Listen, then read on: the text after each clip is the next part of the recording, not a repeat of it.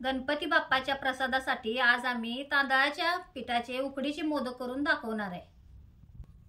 हे ओल्या खोबऱ्याचा खीस घेतलाय मी। हे गावरान तूप आहे। हे वेलदोडे बारीक करून घेतल्यात। हे बदाम घेतलेत बारीक चिरून। हे 2 वाट्या तांदळाचं पीठ आहे आणि गूळ किसून घेतलाय। आता आम्ही मोदकासाठी सारण करून घेणार आहे। त्यासाठी जरा तूप मी वतून घेतो।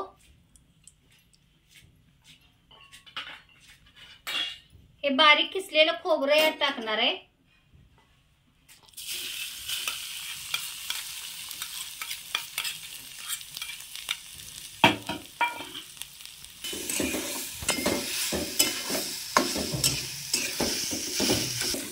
गॅस बारीक करून हे खोबरं चांगलं भाजून घ्यायचं तुपात।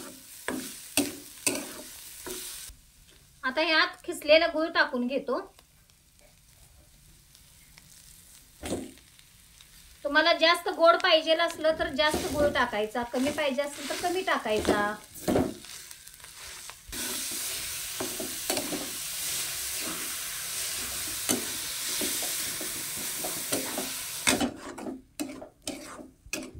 यात बारीक चेचलेले वेलदोडे टाकून घेतो।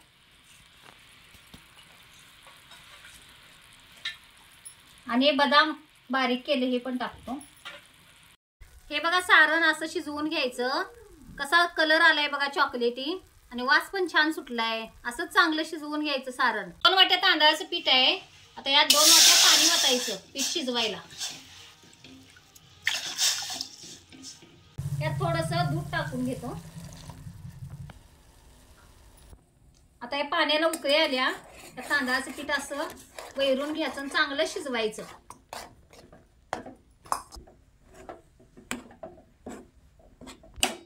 असं पीठ शिजवून घ्यायचं आणि 2 मिनिटं प्लेट झाकून ठेवायचं। आता हे 2 मिनिटं झाल्यात। आता हे पिठाच्या चांगल्या गाठी फोडून घ्यायच्या परातीत घेऊन।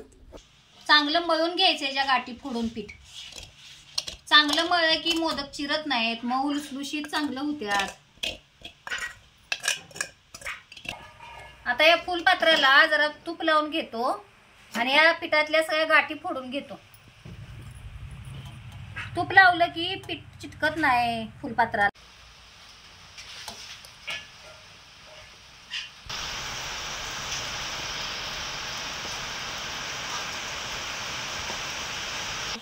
असं पीठ एकसारखं मळून घ्यायचं म्हणजे मोदक चिरडत नाहीत। पीठ कसं मऊ झालंय बघा हे।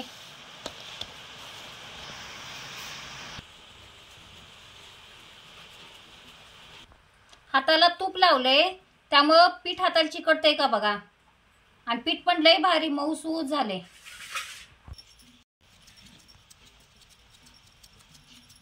आता याला अशा पाकळ्या पाडून घ्यायच्या।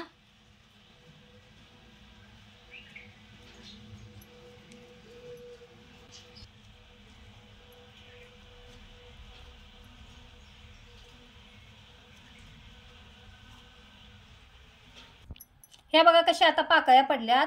आता ह्यात मी सारण भरून घेणार आहे।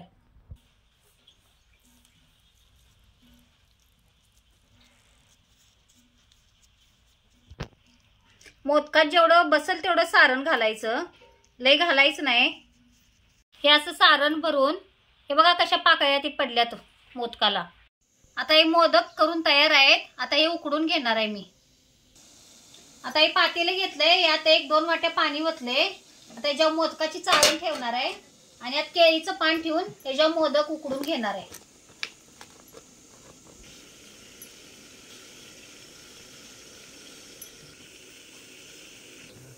आता याच्यावर प्लेट झाकून घेतो आणि 5 मिनिटं असं मोदक उकडून घ्यायचं।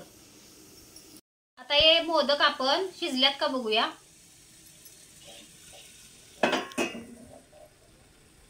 मोदक शिजल्यात बघा।